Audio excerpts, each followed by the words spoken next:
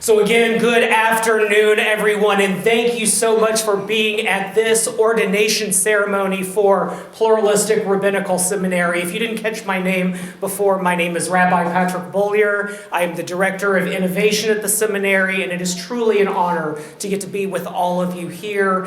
As I look out and I see all of the different faces in this room, it truly gives me chills. Just to think about this wonderful group of people and the past 2 years that we have had together, being able to see distinguished colleagues who are here with us today, and as always, getting to sit on a Beit Din with two remarkable people. Particularly to say to Rabbi Sandy Zisser, thank you so much for the honor of getting to be part of this incredible program with you. And if you could please embarrass him by giving him a big round of applause.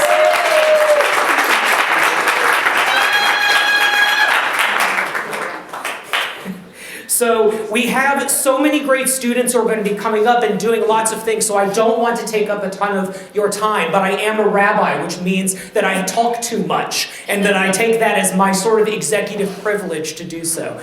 But I did want to offer one thing, which is something that occurred to me when we were having the Beit Din earlier, which is this question of diversity and inclusion and all of the different forms that it takes on, and what it truly means to be a pluralistic organization.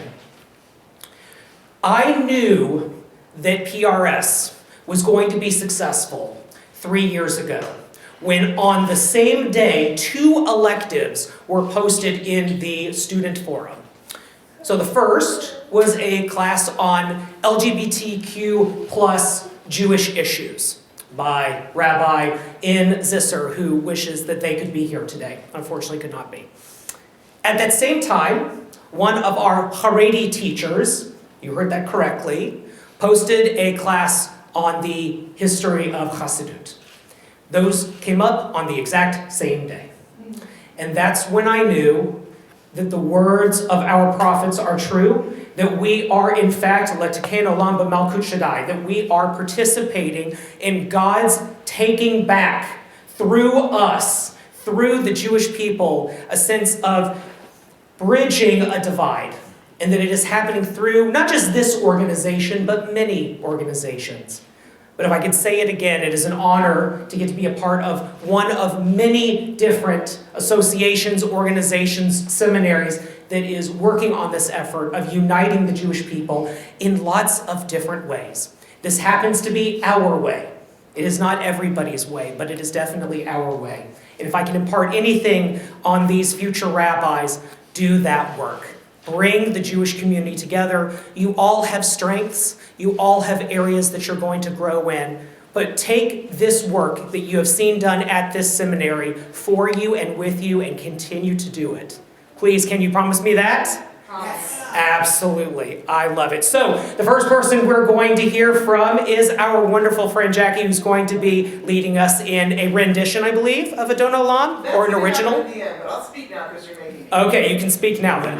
Okay. If I don't speak now, I very well will.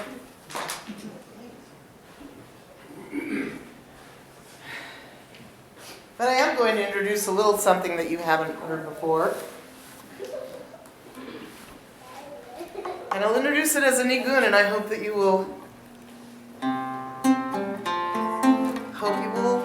join me.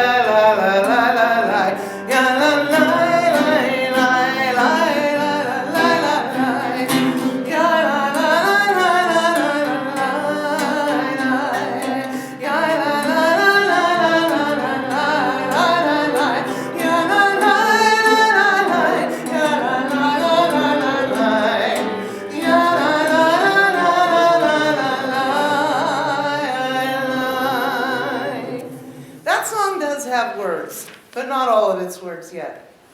So today, I want to talk about those whose shoulders I stand on. Not all of them, I promise. But I want to talk about someone who doesn't get mentioned very often, and we should know more about. Regina Jonas, born Berlin, 1902, wanted to be a rabbi so much that when all her friends would play dolls or house or any of the whatever things that people used to think girls were maybe supposed to do, Regina would line up her toys and speak to them, and she would play rabbi. Her parents didn't have a lot, but they had books, and they had a love of Judaism, and they enjoyed praying together in synagogue.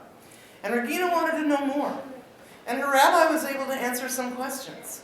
And her father answered more questions, and he taught her all that he was able to, and that all she wanted to know, sadly, he died when she was 12. She said, "I will be a rabbi." Everyone said, "No girl is a rabbi, no woman is a rabbi. Be a teacher." She said, "I will be what I will be." So she took all the things. She took all the teaching classes. She went to seminary in Berlin. She worked with the boys. She learned from the boys. She studied with the boys. On the day of her final exam that would have qualified her to be ordained, she was stopped. She was told, "We're not going to give you the test. You can't be a rabbi. Not now, not ever."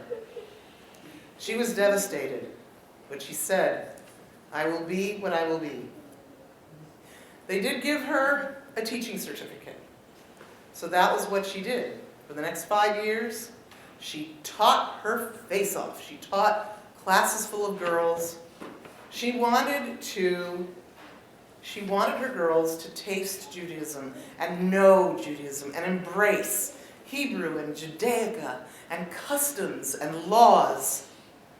Regina Jonas was a girl geek for God. She kept showing up to seminary, ready to take that test. She kept being told no. Finally, in 1935, they agreed to ordain her. I don't know if they just wanted her to quit bugging them or what, but it doesn't matter, because they ordained her and she was and always will be a rabbi. Now, Regina Jonas wouldn't leave Germany, and as we can tell by the date 1935, that was not a good date to stick around in Germany. I'm also thinking, my mother was 15 years old and living in Berlin at the time. She didn't know about Regina Jonas. It wasn't in the news. You can think of about a million good reasons why it wasn't in the news, but it wasn't in the news. And Regina Jonas couldn't find a pulpit, due not only to the Holocaust, but because of the German rabbinate. They wouldn't give her a place.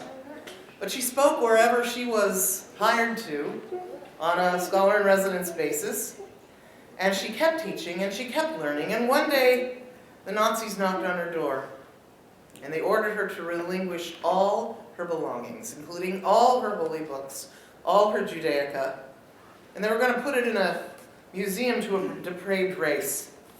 She turned it all in, and the next day she was deported to Terezin.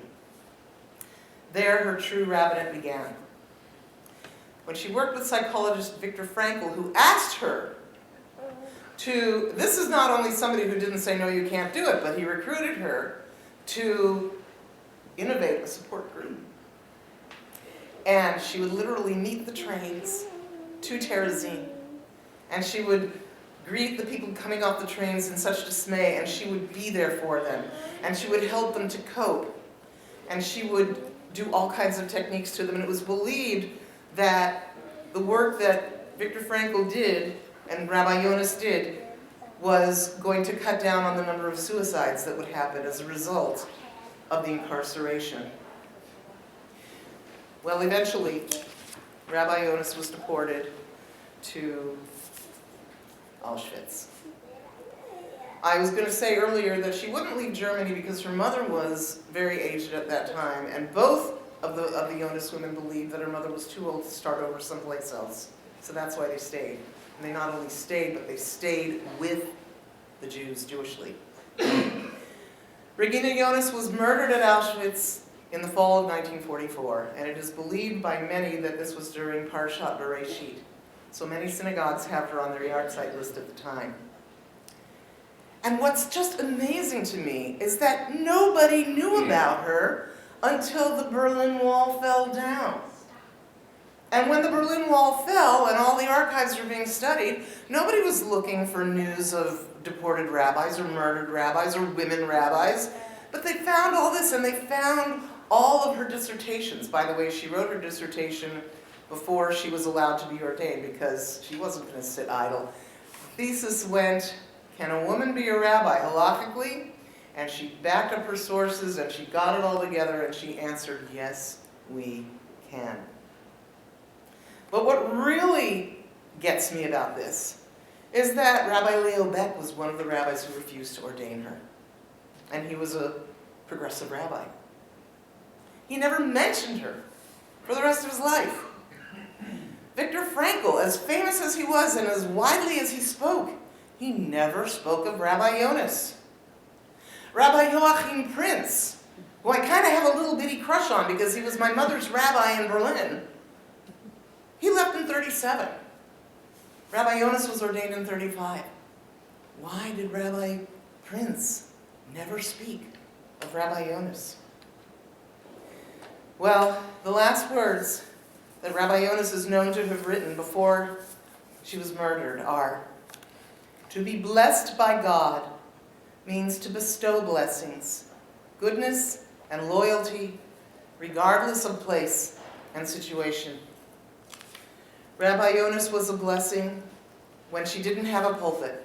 Rabbi Jonas was a blessing before she received her rabbinate ordination.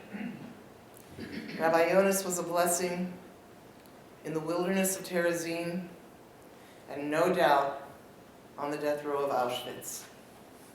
And so, I'm a member of a Facebook group called Kol Regina, the voice of Regina.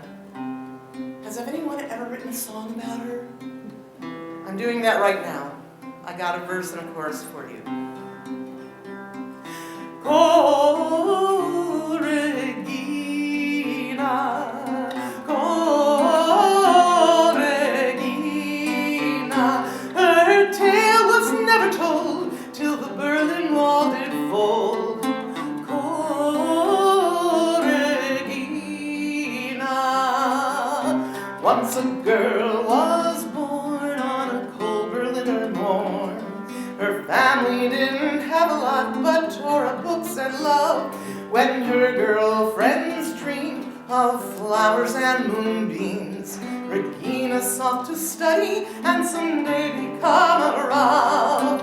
Kol Regina, Kol Regina, her tale was never told till the Berlin Wall did fall. Kol Regina.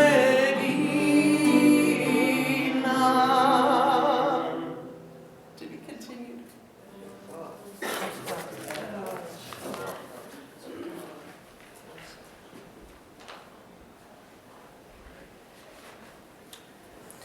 It's now my honor to invite Zach Jelson to please come forward and lead us in a prayer.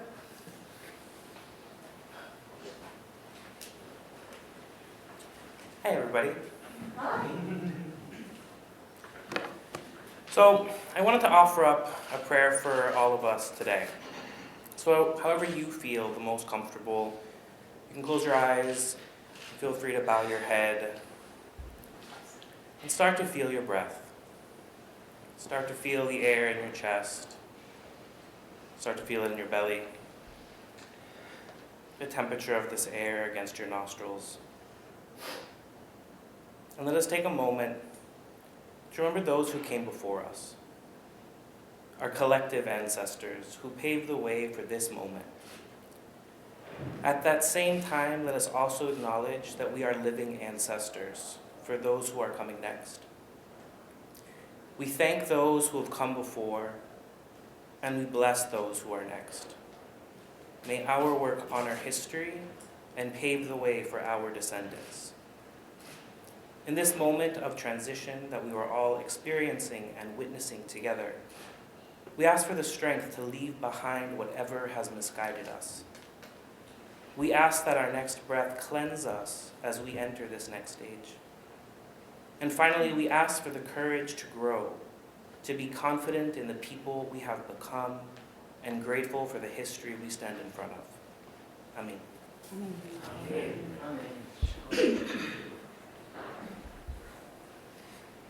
I would now like to invite Sharon to please come forward and say a few words.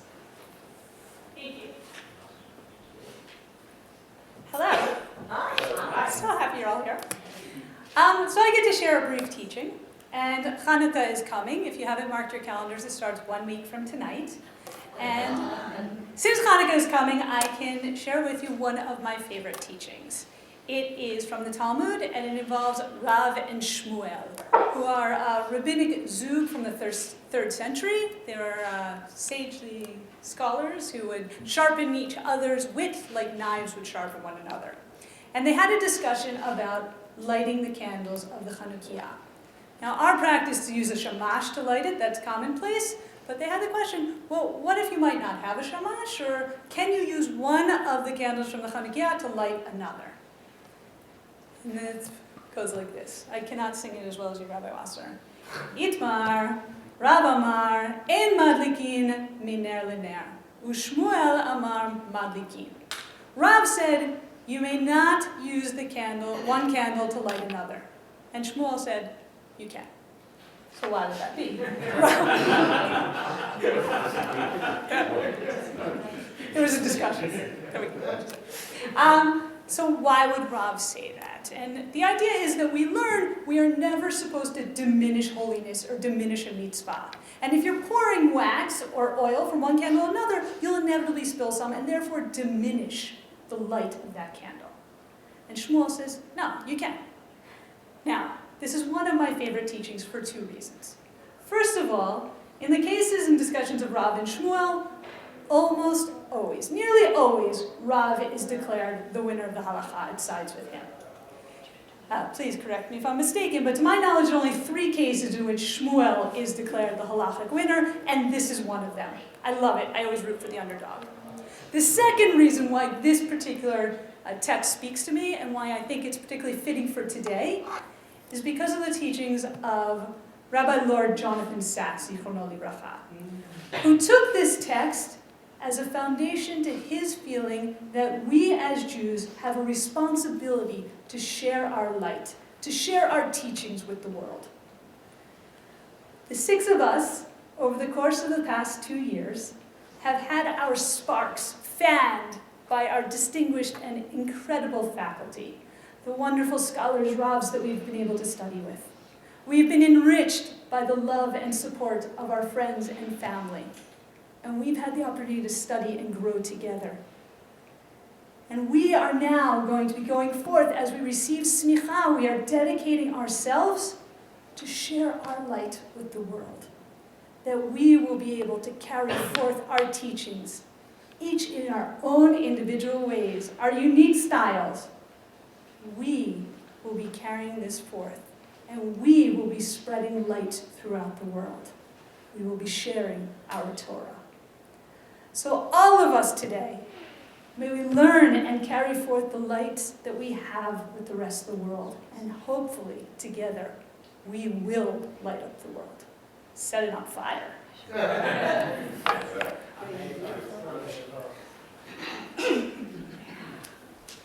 And so now we have a story I've been told by Sam, who's going to also say it in one of the most beautiful accents I have ever heard.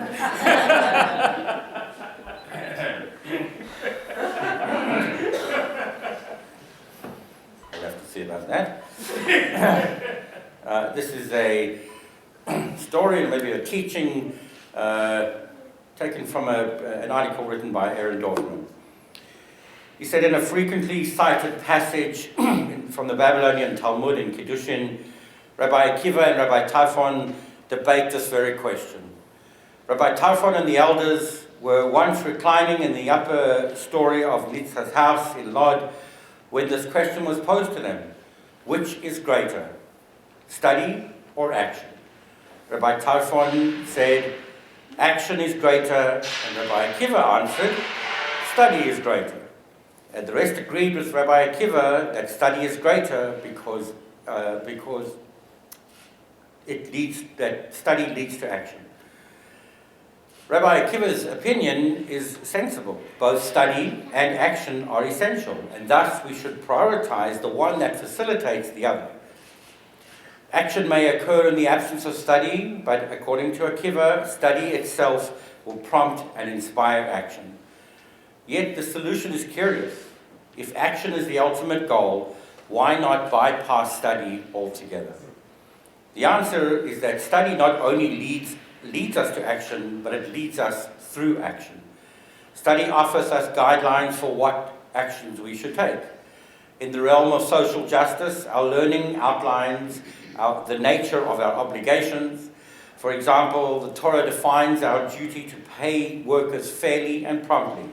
The principle of pikuach nefesh, the prioritization of life, is articulated in the Talmud, and Maimonides codifies exactly how much charity we should give and to whom we should give it. Indeed, through Rabbi Akiva's principle, we seem to be able to imply that study could lead to action. There are many rabbinic sources that seem to accept Akiva's principle, yet suggest that study must lead to action. According to the rabbinic sage Rava, the purpose of learning is repentance and good deeds. And in another source, Rav Huna says, he who occupies himself only with studying Torah acts as if he has no God.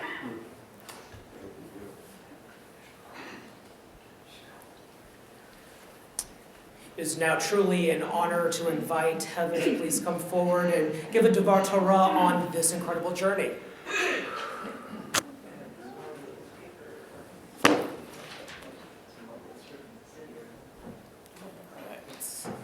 So, I'm often asked why I decided to become a rabbi, since I have no intention of assuming a pulpit. My default answer is that in terms of pulpit, what I feel I have to offer the Jewish community is bigger than a single congregation. As such, my pulpit is much more expansive. But if I lay all of my anxieties on the table and lean into vulnerability, my real answer is much deeper. Deep down, I know that one of the main reasons I wanted to become a rabbi is that I really want my kids to have good yichus.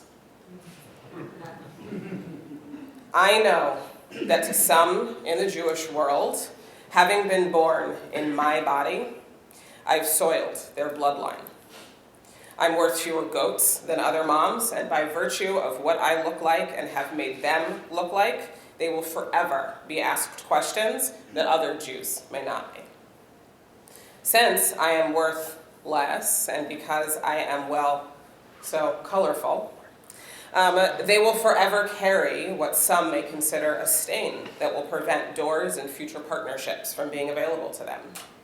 Because of this, my mom guilt is a raging whirlpool in my gut, and with waves that swirl deeper within me every time my anxieties become reality for them.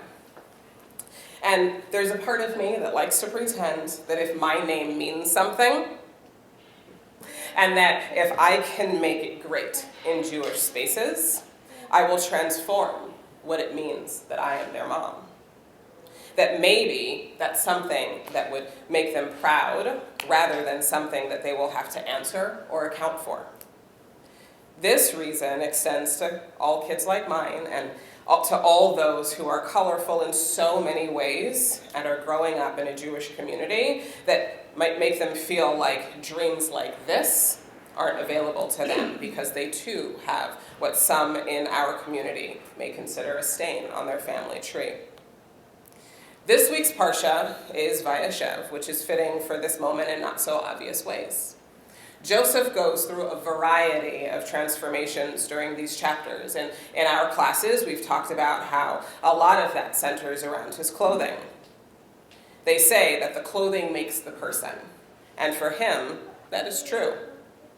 But let us think for a moment about all of the things clothing does for us. It protects us from the elements, it covers our nakedness, gives us our status, and allows us to become a different version of ourselves each and every day. When reading this parsha, I thought back to our last class with Rabbi Sandy, and to one of the texts we read containing the description, and to one of the texts that we read containing a description of Reb Zalman's B'nai Or Talit. Through all of the ways that Joseph's clothing transforms through these verses, it seems that this is the garment that he really had to earn.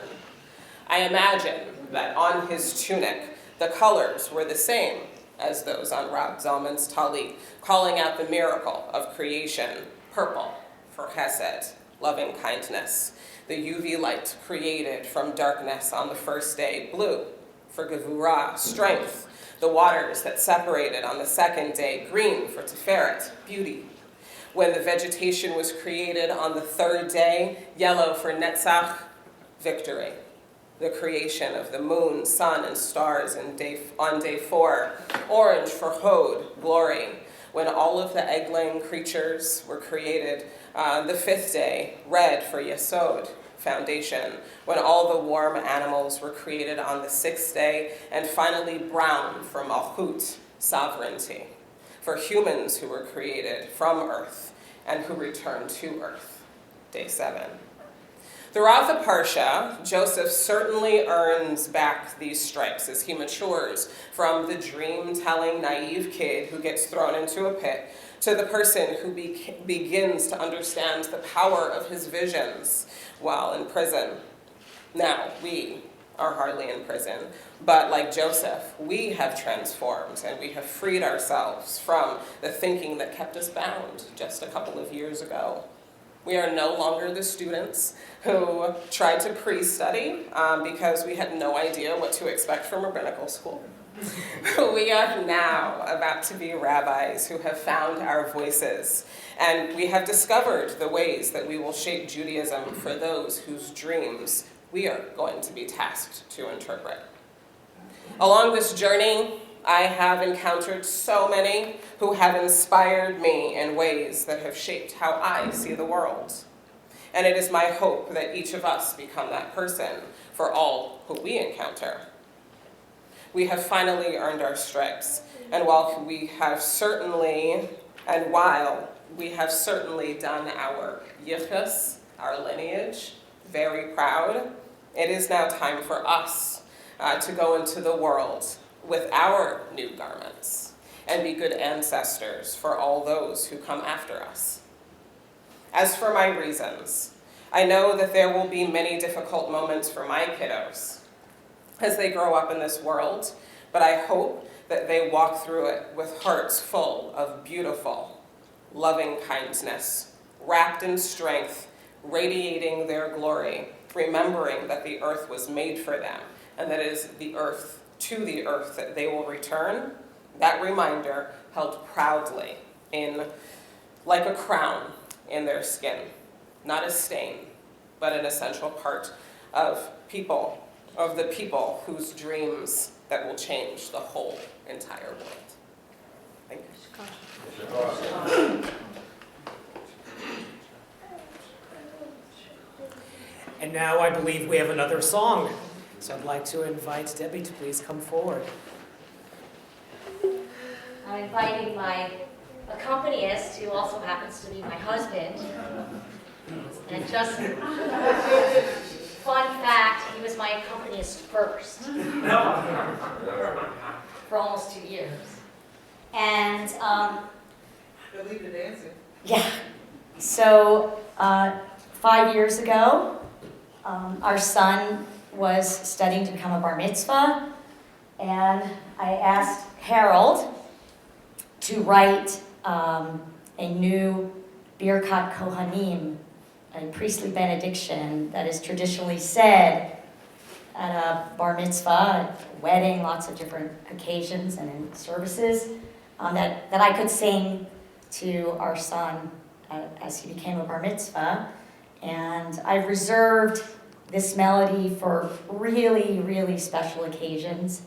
And I felt that today, this unbelievable day of the 6 of us, as you said, like getting our stripes, I wanted to offer this today to each of my classmates who have made this journey so much more than I could have ever imagined. It's because of you that it was more rich and deeper and more beautiful than anything I could have thought of before this all started. So as a thank you and as a blessing, I offer this to you.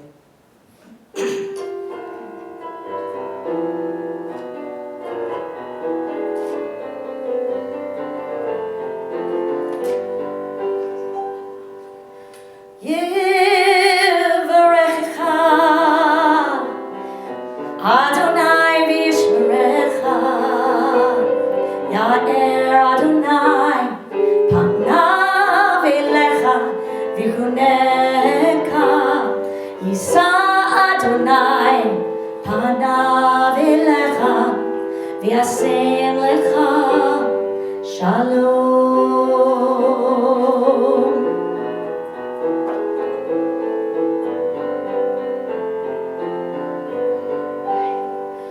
Yevarechecha,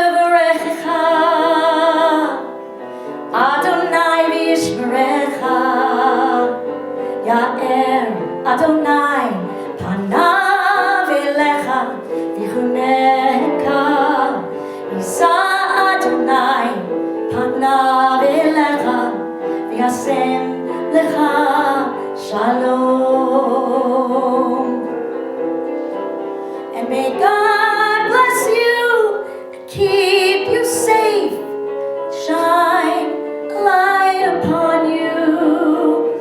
And may God be gracious unto you and bless you with the gifts of wholeness and peace. Yevarechecha,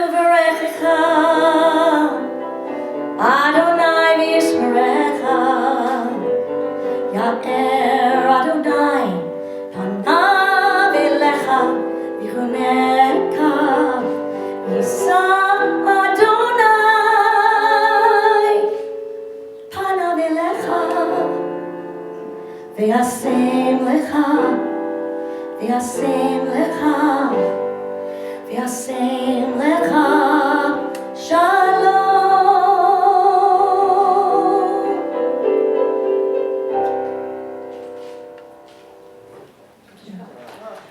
I just want to also make those ancient words, and so many have spoken about our ancestors and those who have come before us. And I have to say that my mom and dad are here today with me, and that means everything. And I'm so grateful to you for all that you've given to me to bring me to this day, and to my husband who has been the wind beneath my wings the whole way. And I wish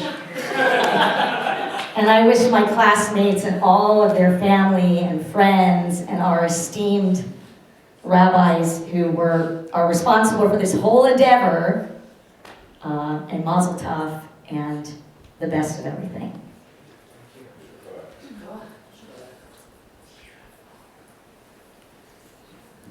That was so wonderful. Thank you to our students for your wisdom, for your song, for your heart. Truly, I have been overwhelmed by, reading your various essays that you've had to write. Some of you, have taken courses directly with me. Sometimes I just get to sneak in there and see what you've written or what you've verbalized, the videos that you've made. And it has been an absolute delight. Speaking of delights, as I said earlier, it has been an incredible honor to get to watch Pluralistic Rabbinical Seminary being built by a man who described himself to me, and now I will describe him to myself as like a brother.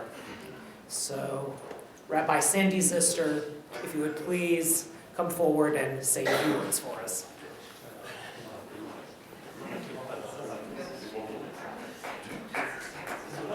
Oh, it's past that. I was going to do it later. Okay, fine. We can do it now. We can do it. Okay, so note to self, next time, don't go last.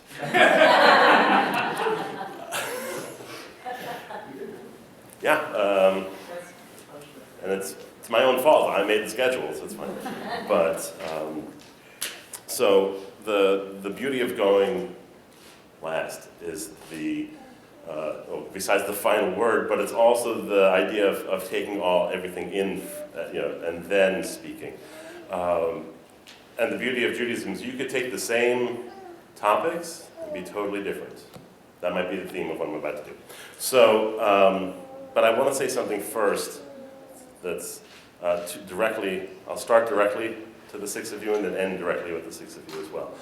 That it has been an amazing 2 years of watching you grow as people, as learners, but most importantly, as friends.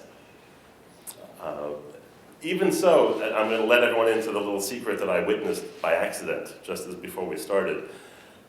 I walked out to put something away to find the six of you huddled in the corner over here in a very tight circle with words of encouragement from each of you to the other.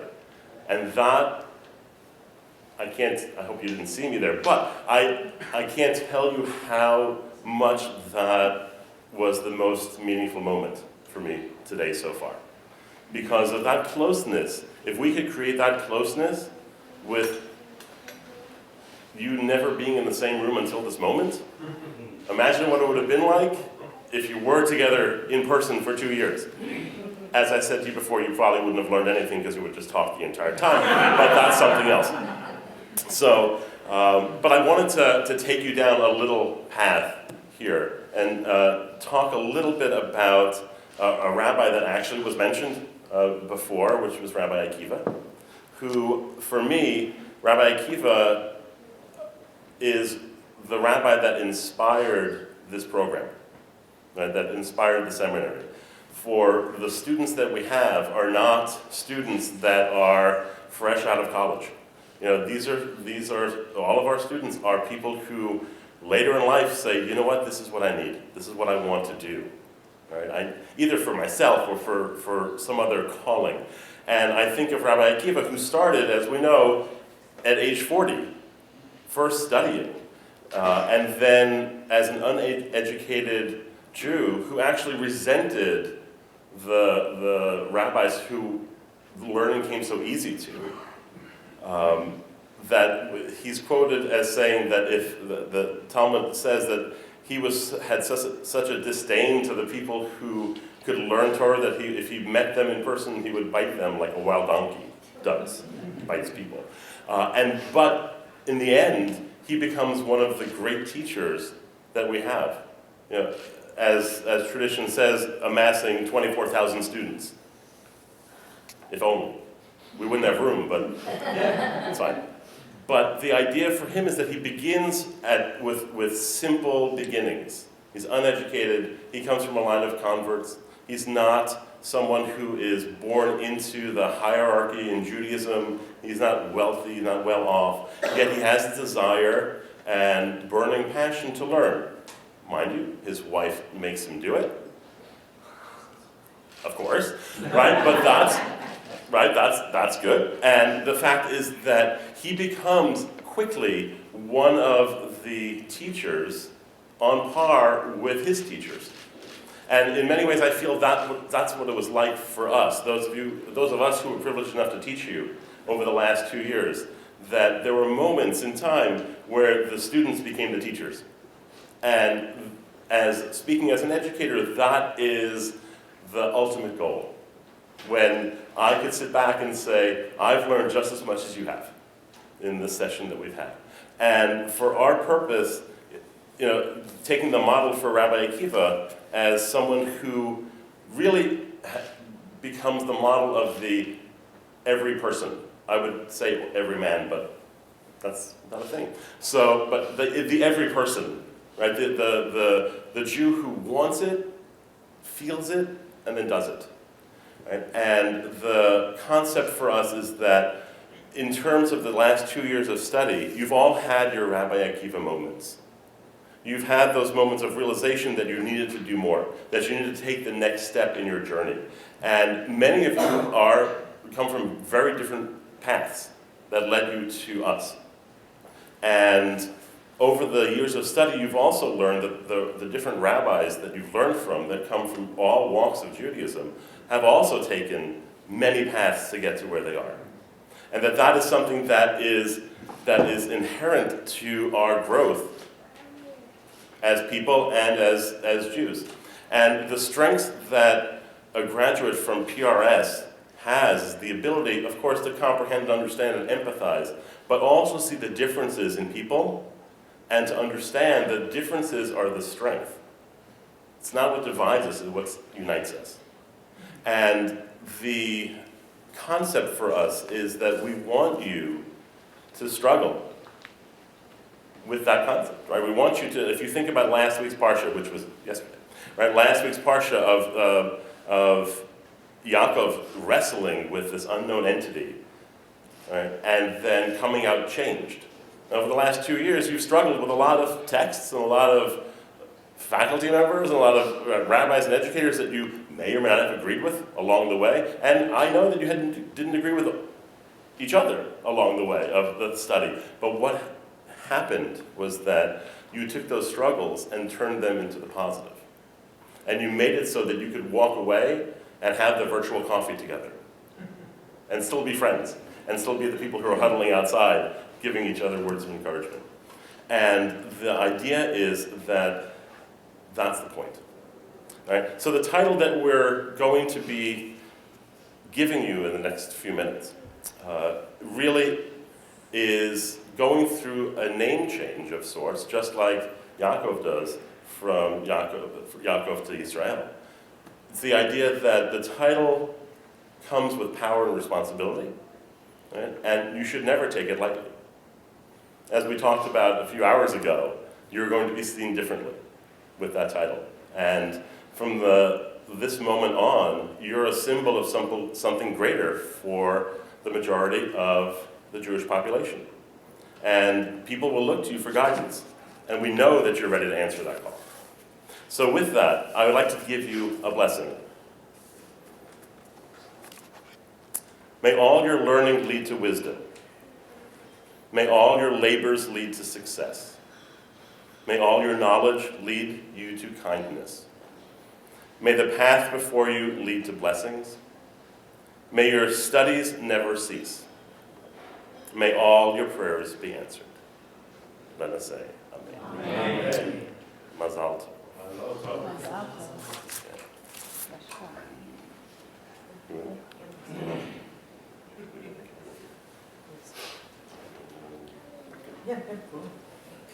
So now we have it. Now it's time for the actual giving out of your certificates of smicha and for the laying of hands. So how this will work, I will be here, Rabbi Wasser will be up here, and Rabbi Sandy, I will be handing out the diplomas, and then they will be giving individual brachot. To our guests, you're welcome to clap when each person stands up, and we'll see how sore your palms get by the time we have every single student who has gone through. Yes? Okay, wonderful.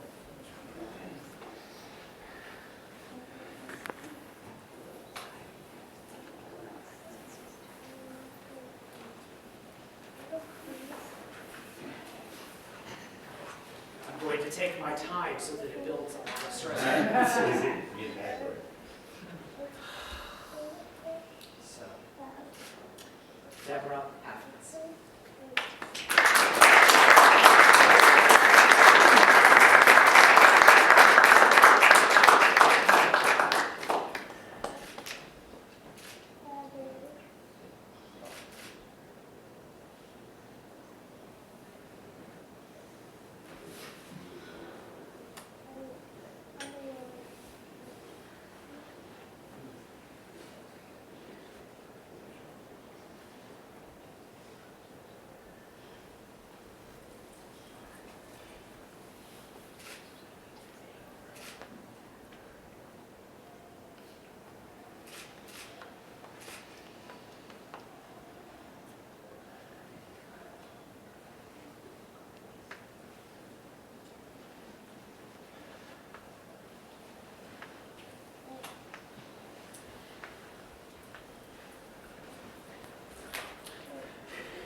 Marie Jelson.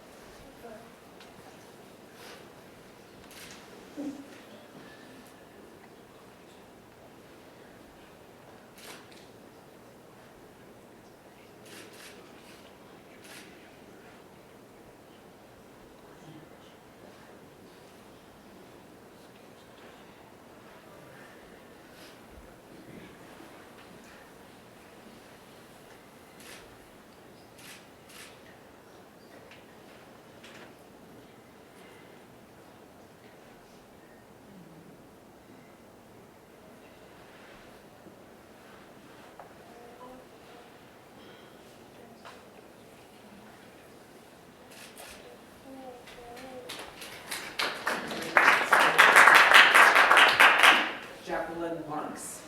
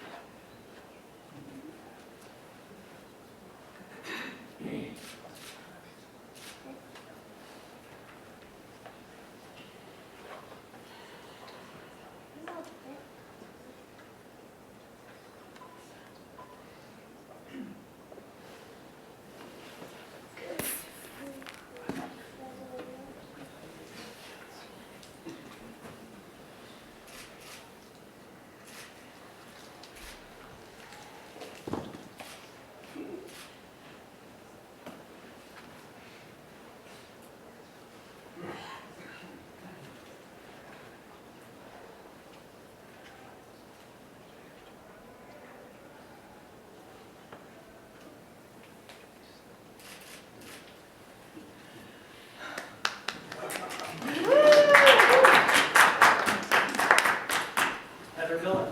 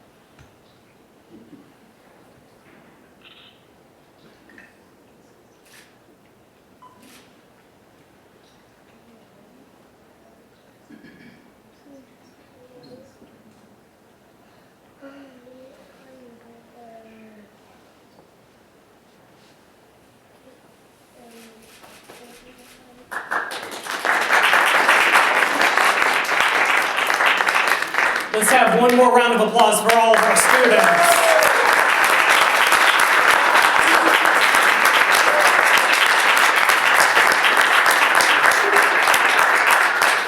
Now I'd like to invite Rabbi Wasser to lead Shehechianu.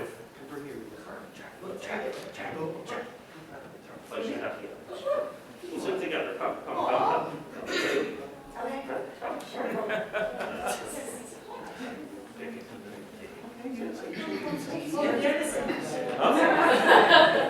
They don't want you on the stage.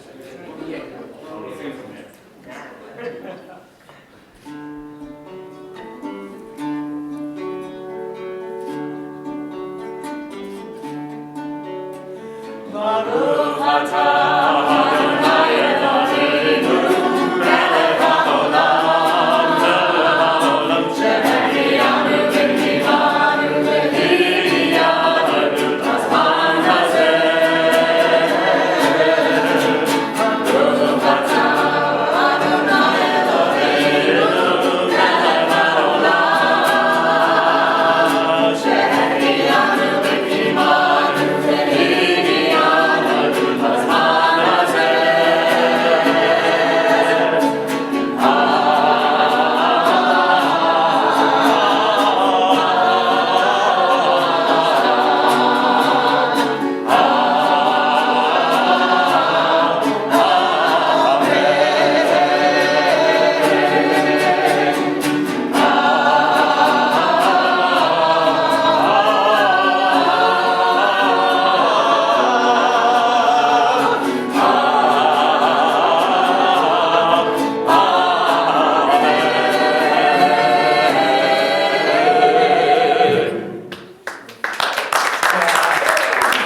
We'd like to invite the students to actually please come up for photos with the entire group together. We have a wonderful little sweets and refreshments outside. Please help yourself, B'te'avon. Thank you again for coming. God bless.